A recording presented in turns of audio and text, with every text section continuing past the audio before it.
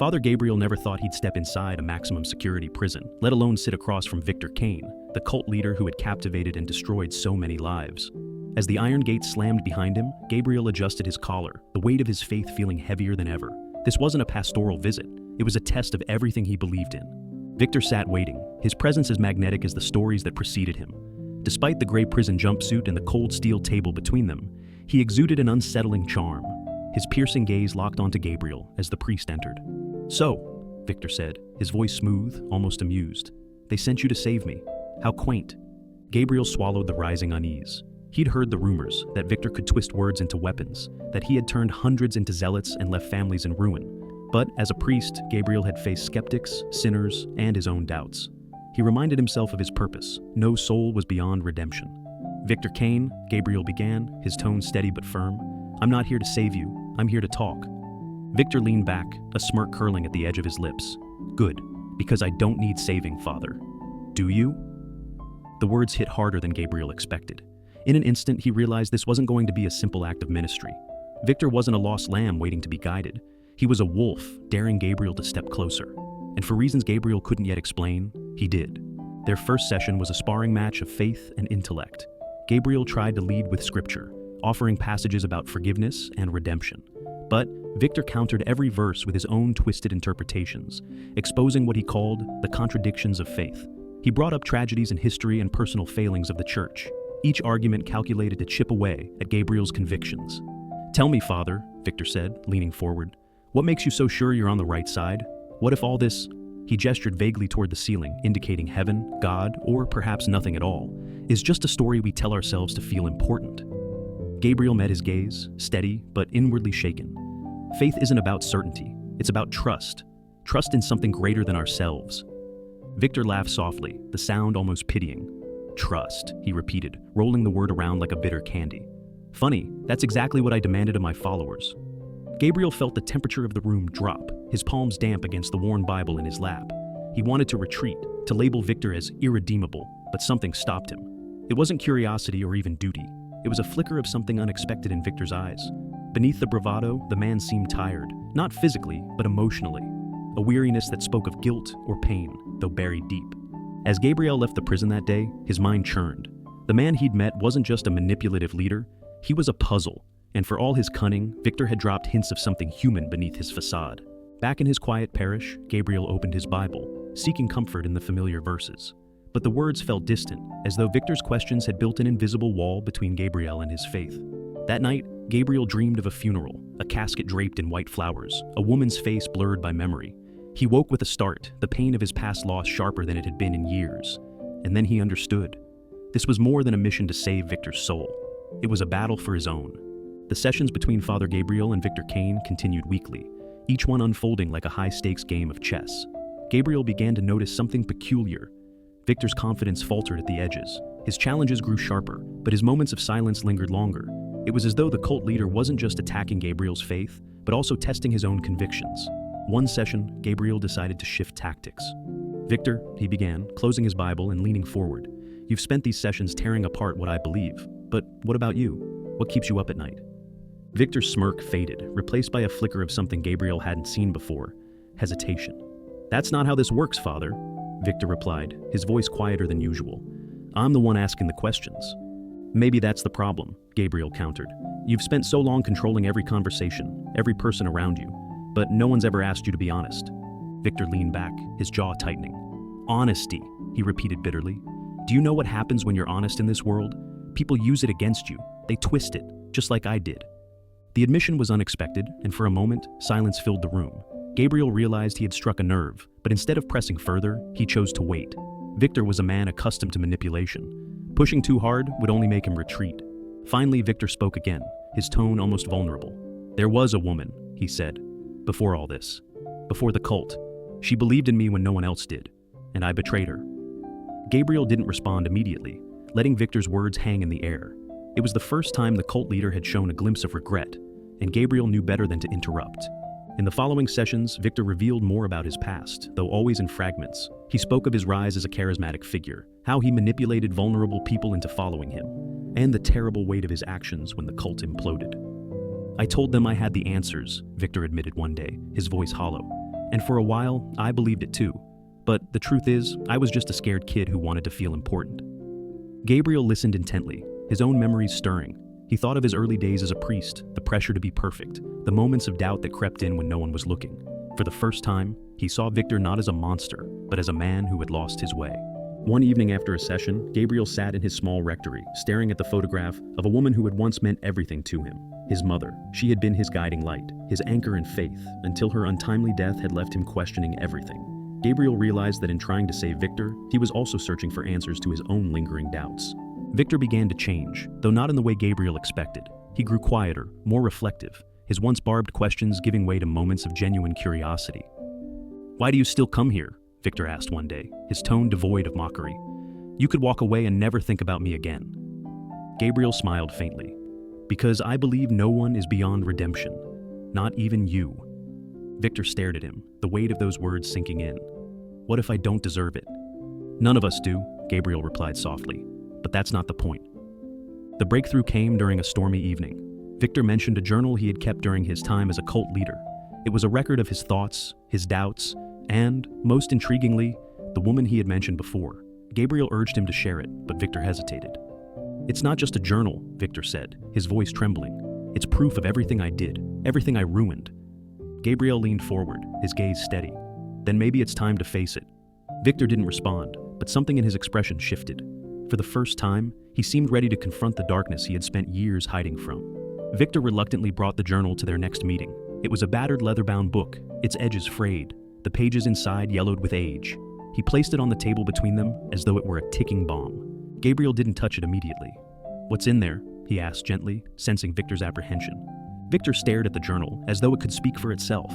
"It's everything. Every lie I told, every person I hurt, every promise I broke." His voice dropped. "Including her." Gabriel picked up the journal carefully, feeling the weight of Victor's past in his hands. As he flipped through the pages, he saw a progression, from confident proclamations of spiritual enlightenment to self-doubt, scribbled in the margins. But it was the entries about the woman that caught his attention. Her name was Elena. She had been one of Victor's first followers, a woman with unwavering faith who had believed in his vision. She had sacrificed everything for the cause, her family, her career, only to be betrayed when Victor manipulated her for his own gain. The journal revealed that she had left the cult before its collapse, disappearing without a trace. "Do you know what happened to her?" Gabriel asked, looking up from the pages. Victor shook his head. "I tried to find her after everything fell apart, but she didn't want to be found. I can't blame her." The session ended with an unspoken understanding between them. Gabriel took the journal with him, not as evidence but as a testament to the complexity of Victor's humanity. He spent hours reading it that night, the storm outside echoing the turmoil within the pages. For the first time, Gabriel felt the weight of his mission, to help a man who had ruined so many lives, including his own. As word spread that Father Gabriel was meeting regularly with Victor Kane, the community began to fracture. Some supported Gabriel's efforts, believing in his mission of redemption. Others were outraged, accusing him of wasting time on a man they deemed irredeemable. One evening, Gabriel was confronted by a group of parishioners outside the church. Among them was Margaret, a widow whose son had died in the cult's tragic end. "How can you sit in the same room as him?" she demanded, her voice shaking with grief. "He doesn't deserve your forgiveness." Gabriel hesitated, the weight of her words pressing down on him. "This isn't about deserving," he said quietly. "It's about trying to save what's left of him." Margaret's expression hardened, and she turned away. Gabriel knew he couldn't expect everyone to understand, but the encounter left him shaken. He wondered if his mission was worth the cost. Victor, too, felt the weight of the town's scrutiny. Guards began to treat him with open hostility, their comments cutting deeper than he cared to admit. But he didn't lash out. Instead, he began volunteering for menial tasks in the prison, cleaning, organizing books in the library, even helping other inmates with their letters. It was during one of these tasks that Victor found a letter addressed to Gabriel. It was unsigned, but the words were unmistakably from Elena. "I heard you've been meeting with Victor Kane," it read. "If he's truly ready to face what he's done, tell him to meet me at the prison's visitors' hall." Victor showed the letter to Gabriel at their next session, his hands trembling. "It's her," he said, his voice unsteady. "She's alive." Gabriel studied Victor carefully. "Are you ready to face her?" "I don't know," Victor admitted, "but I think I have to." The day of the meeting was tense. Gabriel stood by Victor's side as Elena entered the visitors' hall.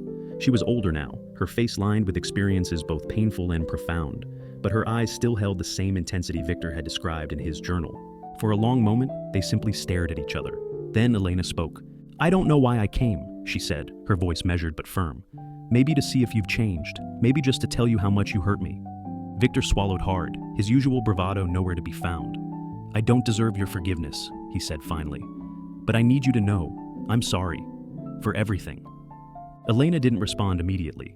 Instead, she reached into her bag and pulled out a photograph. It was a picture of the two of them during the early days of the cult, smiling as though the world were theirs to conquer.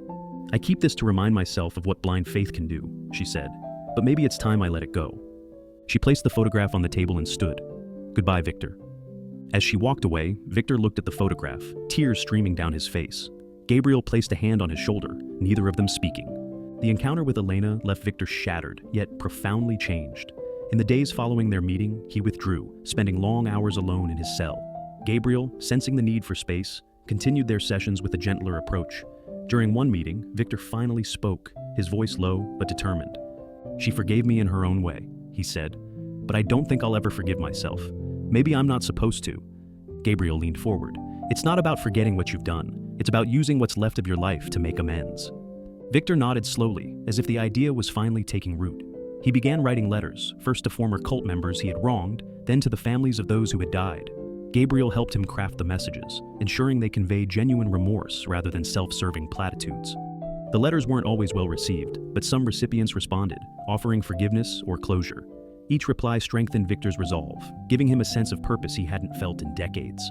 Outside the prison, Gabriel faced mounting pressure. Margaret, the widow who had confronted him earlier, organized a town meeting to discuss Gabriel's continued association with Victor Kane. "I don't understand why he's wasting his time on that man," she said to a crowded hall. "We should be helping the families he destroyed, not coddling him." Gabriel attended the meeting, stepping onto the stage amid tense murmurs. "I know many of you don't agree with what I'm doing," he began, his voice steady but tinged with emotion. "But this isn't about condoning his actions. It's about giving him the tools to confront them and, maybe, to help heal the damage he caused." A voice from the back interrupted him. "And what about the damage he caused to you, Father?" Gabriel hesitated, the question cutting deeper than he expected. "That's exactly why I'm doing this," he said finally. "Because I know what it feels like to carry that weight. If I can help lighten it for others, even a little, then it's worth it." The room fell silent. Margaret, her face softened by an unspoken realization, stood and walked out without another word. The town remained divided, but Gabriel's words planted a seed of understanding in some. One day during a session, Victor hesitated before speaking. "There's something I haven't told you," he admitted, his voice barely audible. "Something I didn't write in the journal." Gabriel's heart quickened. "Go on." Victor looked down at his hands, his fingers trembling. "The fire that killed those people, it wasn't an accident. I started it." Gabriel froze, the weight of Victor's confession crashing over him. "Why would you do that?" he asked, his voice strained. "I thought it would be a sign," Victor said, his eyes brimming with tears. "A miracle to prove my power, but it spiraled out of control, and I couldn't stop it." The room fell silent as Gabriel processed the revelation. Finally, he spoke. "You need to tell the authorities." "I know," Victor said, "and I will, but I need you to help me do it." Together, they arranged a meeting with the prison warden and a prosecutor. Victor confessed everything, providing details that had eluded investigators for years. His admission reopened wounds, but also provided long-sought answers for the victims' families. Victor's confession made headlines, reigniting public outrage, but also sparking conversations about accountability and redemption. Gabriel received letters from across the country, some praising his efforts, others condemning them. In the prison, Victor became a polarizing figure. Some inmates respected his willingness to own up to his crimes, while others saw it as a betrayal of their unspoken code. Despite the tension, Victor continued his work, helping fellow inmates with literacy programs and counseling those struggling with guilt. Outside, the town began to change. Margaret, inspired by Gabriel's words, started a support group for those affected by Victor's cult. Slowly, the community began to heal, its scars becoming a testament to resilience rather than division. Months later, during what would become their last session, Gabriel asked Victor a question that had been on his mind for weeks. "Do you believe in redemption now?" Victor smiled faintly, the lines on his face softer than Gabriel had ever seen.